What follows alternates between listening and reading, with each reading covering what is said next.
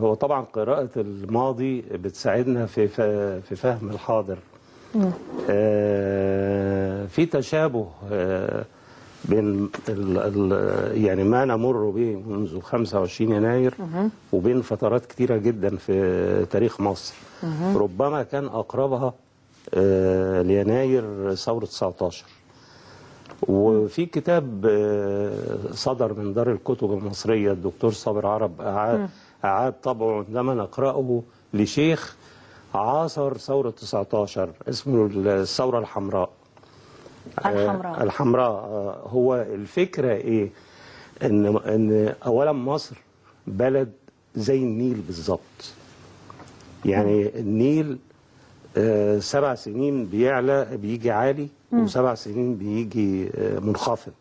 هي الدورة كده زي ما جت في القرآن الكريم. 7 سنين عجاف و7 سنين سمان.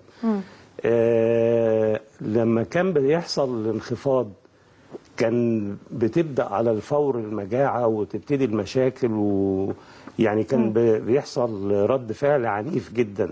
طبعا ما أمن مصر خلال النصف القرن الأخير السد العالي.